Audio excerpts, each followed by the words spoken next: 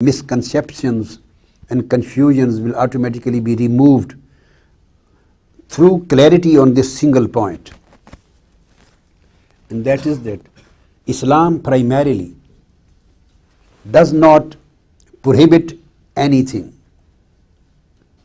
No thing and no act in this world in its original capacity is prohibited. Nothing is forbidden in its original capacity according to Islam unless contrary is proved. Unless there is a specific provision of Qur'an or Sunnah, unless there is an express and explicit and a positive provision given by Qur'an or Sunnah forbidding that particular act or prohibiting that particular act or declaring that particular thing or act to be forbidden and prohibited. Unless there is no specific provision of prohibition, nothing would be considered to be forbidden. Everything would be considered as permissible, as indifferent. It would be your option whether you want to do it or you don't want to, whether you commit it or you omit it, whether you perform it or you abstain from it. It's your free will option, your free consent. A very big option, a very big discretion has been given to the mankind through Islam. And this is the sole characteristic of Islam as a religion. And this condition or this blessing is not available in any other system of law. Islam originally does not declare anything, whether it is eatable, any dress, any item of use, any item of beauty, any item of decoration, any kind of celebration,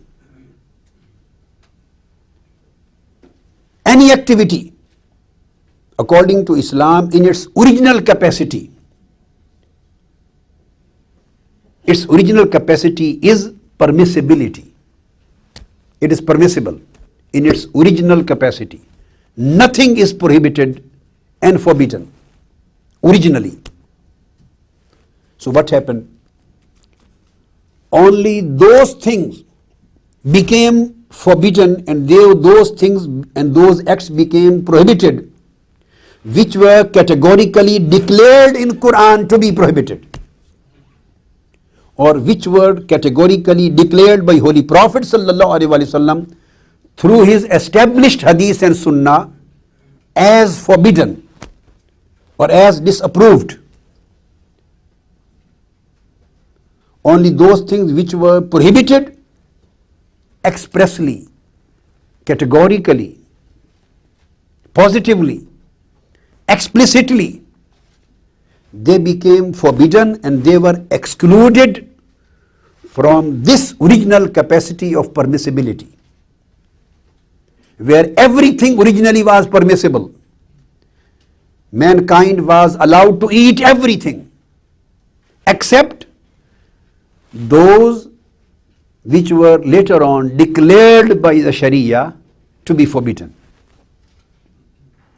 This is known as the principle of original permissibility. This is one of the most important and one of the biggest forms and manifestations of mercy of Almighty Allah and mercy of Holy Prophet ﷺ and mercy of the Islam on mankind and on the Muslims, of course. This is in Arabic is known as al-aslu fil ashiya'i al-ibaha and al-aslu fil af'ali al-ibaha. That original capacity of everything is ibaha, permissibility. And original capacity, legal capacity of every act is al-ibaha, permissibility. The reason why I have chosen this aspect, let me explain this reason so that you may vision of a thing and the relevance of this particular subject. In most of the time you see, you celebrate something. Even you celebrate birthdays of your own children. You cut the cakes, you blow the candles, you decorate your house sometimes, just under the limit of israf and tabzir, not going up to that extent. You celebrate many other items, aspects. You eat many things. You celebrate the birthday of Holy Prophet sallallahu alaihi wasallam. You celebrate the birth, Mawlidun Nabi sallallahu alaihi wasallam. You birthday, the various dates or in connection of various saints and awliya and salihin. Then you eat lot many things. Then you wear various kinds of dresses, even the tie and your dresses, your jackets and all your western kind of dresses, everything. You make various styles of your houses.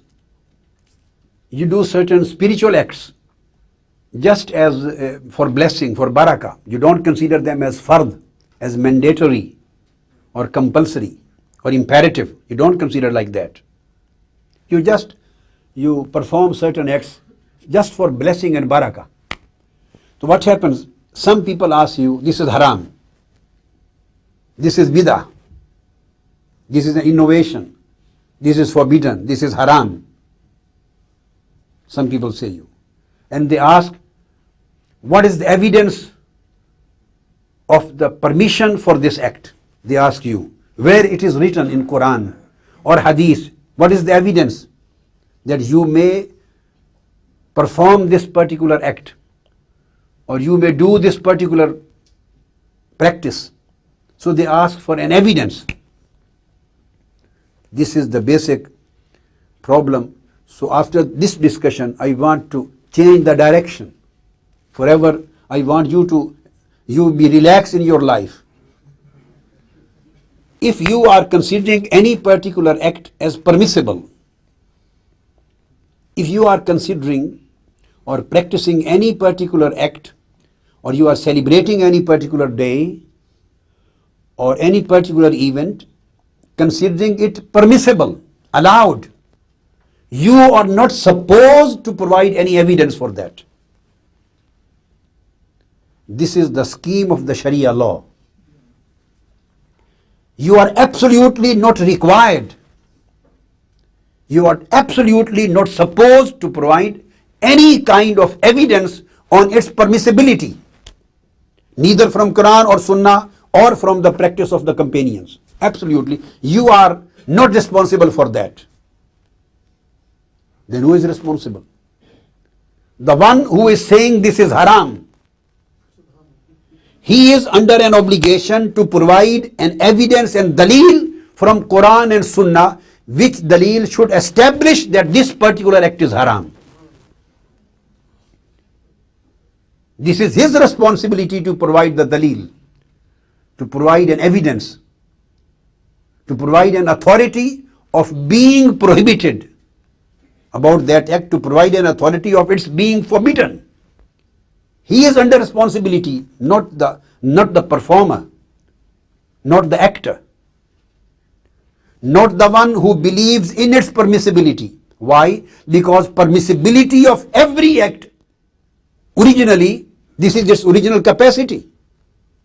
Even if you don't have any example from the Sunnah of Holy Prophet, if you don't have any backup authority from any practice of the companion, any reference from Quran, any reference from Hadith, any reference of any book, if you don't have any supporting evidence, any supporting authority in favor of your point of view, even then that act remains permissible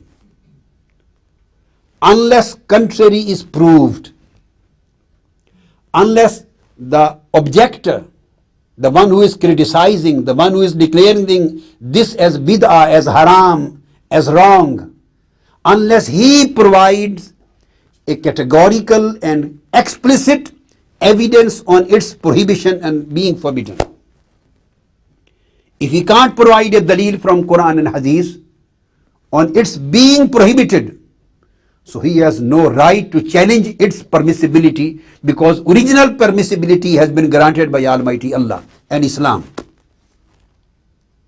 So the Qur'anic scheme and Islamic scheme of law and Sharia is that Almighty Allah and Holy Prophet and Islam just gives the list of prohibited things and doesn't give any list of permissibles.